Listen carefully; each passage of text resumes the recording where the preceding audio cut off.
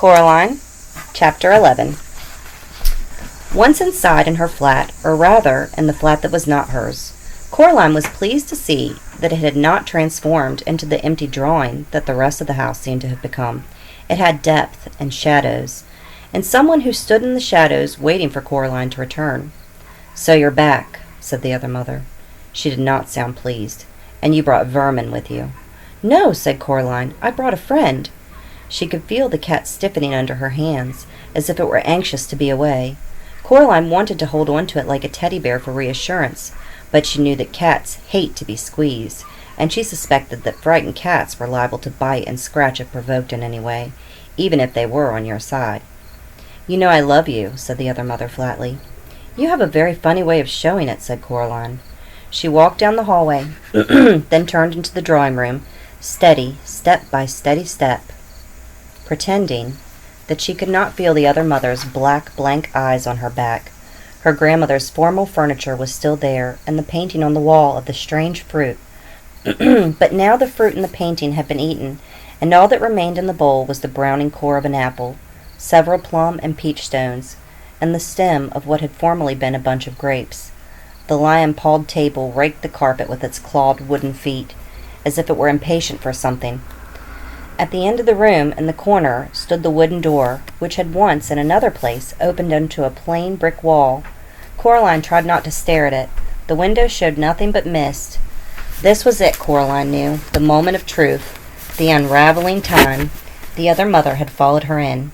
Now she stood in the center of the room between Coraline and the mantelpiece, and looked down at Coraline with black button eyes.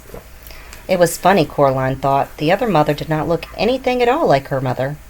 She wondered how she had ever been deceived into imagining a resemblance. The other mother was huge, her head almost brushing the ceiling, and very pale, the color of a spider's belly. Her hair writhed and twined about her head, and her teeth were sharp as knives. "Well," said the other mother sharply, "where are they?"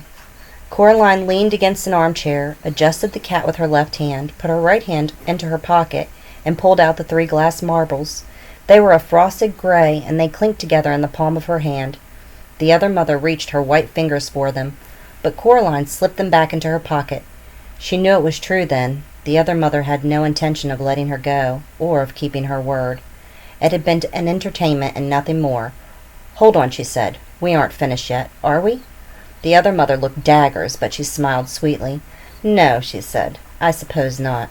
After all, you still need to find your parents, don't you?" "Yes," said Coraline. "I must not look at the mantelpiece," she thought. "I must not even think about it." "Well," said the other mother, "produce them. Would you like to look in the cellar again? I have some other interesting things hidden down there, you know." "No," said Coraline. "I know where my parents are." The cat was heavy in her arms. She moved it forward, unhooking its claws from her shoulder as she did so. "Where?" "It stands to reason," said Coraline. "I've looked everywhere you'd hide them. They aren't in the house." The other mother stood still, giving nothing away, lips tightly closed. She might have been a wax statue. Even her hair had stopped moving. "So," Coraline continued, both hands wrapped firmly around the black cat, "I know where they have to be. You've hidden them in the passageway between the houses, haven't you? They are behind that door." She nodded her head toward the door in the corner. The other mother remained statue still, but a hint of a smile crept back onto her face. "Oh, they are they?" "Why don't you open it?" said Coraline. "They'll be there, all right." It was her only way home, she knew, but it all depended on the other mother's needing to gloat, needing not only to win, but to show that she had won. The other mother reached her hand slowly into her apron pocket and produced the black iron key. The cat stirred uncomfortably in Coraline's arms, as if it wanted to get down. Just stay there for a few moments longer, she thought, wondering if it could hear her. "I'll get us both home. I said I would. I promise." She felt the cat relax ever so slightly in her arms. The other mother walked over to the door and pushed the key into the lock. She turned the key. Coraline heard the mechanism clunk heavily. She was already starting, as quietly as she could, step by step, to back away toward the mantelpiece. The other mother pushed down on the door handle and pulled open the door, revealing a corridor behind it, dark and empty. "There," she said, waving her hand at the corridor.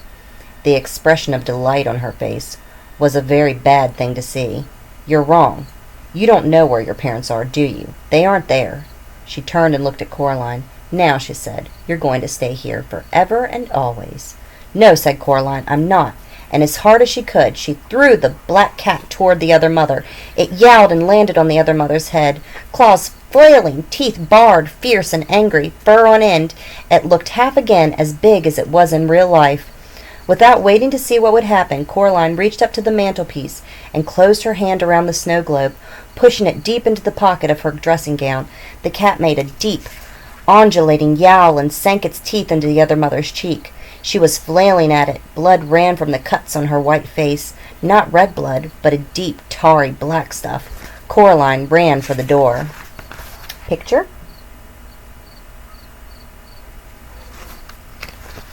She pulled the key out of the lock. "Leave her! Come on!" she shouted to the cat. It hissed and swiped its scalpel-sharp claws at the other mother's face in one wild rake which left black ooze trickling from the several gashes on the other mother's nose.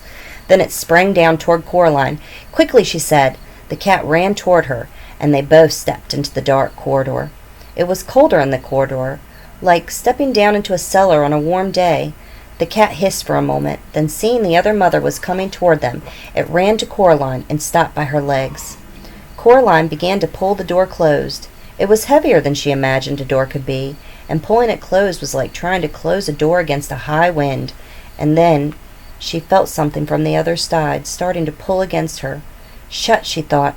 Then she said out loud, "Come on, please," and she felt the door begin to move, to pull closed, to give against the phantom wind. Suddenly, she was aware of other people in the corridor with her. She could not turn her head to look at them, but she knew them without having to look. "Help me, please," she said, "all of you." The other people in the corridor, 3 children, 2 adults, were somehow too insubstantial to touch the door.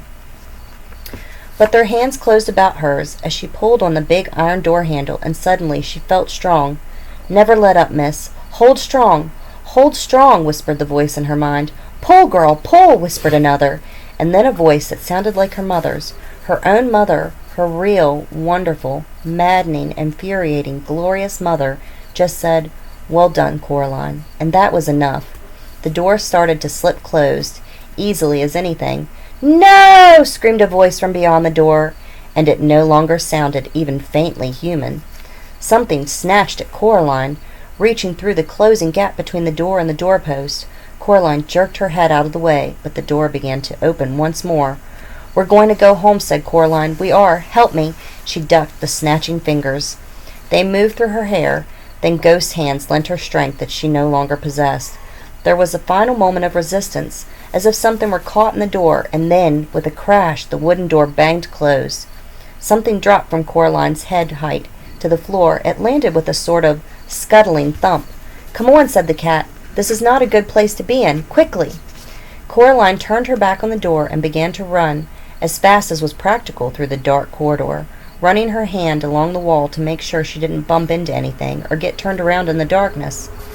It was an uphill run, and it seemed to her that it went on for a longer distance than anything could possibly go. The wall she was touching felt warm and yielding, and she realized it felt as if it were covered in a fine downy fur. It moved as if it were taking a breath. She snatched her hand away from it. Winds howled in the dark. She was scared she would bump into something, and she put out her hand for the wall once more. This time, what she touched felt hot and wet, as if she had put her hand in somebody's mouth, and she pulled it back with a small wail. Her eyes had adjusted to the dark. She could half see, as faintly glowing patches ahead of her, 2 adults, 3 children. She could hear the cat, too, padding in the dark in front of her, and there was something else which suddenly scuttled between her feet, nearly sending Coraline flying. She caught herself before she went down, seeing her own momentum to keep moving. She knew that if she had fell in that corridor, she might never get up again. Whatever that corridor was older by far than the other mother. It was deep and slow, and it knew that she was there. Then daylight appeared, and she ran toward it, puffing and wheezing. "Almost there," she called encouragingly. But in the light she discovered that the wraiths had gone, and she was alone. She did not have time to wonder what had happened to them. Panting for breath, she staggered through the door and slammed it behind her with the loudest, most satisfying bang you can imagine. Coraline locked the door with the key and put the key back into her pocket. The black cat was huddled in the furthest corner of the room, the pink tip of its tongue showing, its eyes wide. Coraline went over to it and crouched down beside it. "I'm sorry," she said. "I'm sorry I threw you at her, but it was the only way to distract her enough to get us all out. She would never have kept her word, would she?" The cat looked up at her, then rested its head on her hand, licking her fingers with its sandpapery tongue. It began to purr. "Then we're friends," said Coraline. She sat down on one of her grandmother's uncomfortable armchairs, and the cat sprang up into her lap and made itself comfortable. The light that came through the picture window was daylight, real, golden, late afternoon daylight, not a white mist light. The sky was a robin's egg blue, and Coraline could see trees, and beyond the trees, green hills, which faded on the horizon into purples and grays. The sky had never seemed so sky. The world had never seemed so world. Coraline stared at the leaves on the trees and at the patterns of light and shadow on the cracked bark of the trunk of the beech tree outside the window. Then she looked down at her lap, at the way that the rich sunlight brushed every hair on the cat's head, turning each white whisker to gold. Nothing, she thought, had ever been so interesting, and caught up in the interestingness of the world, Coraline barely noticed that she had wriggled down and curled cat-like on her grandmother's comfortable armchair, nor did she notice when she fell into a deep and dreamless sleep. That is the end of Chapter 11.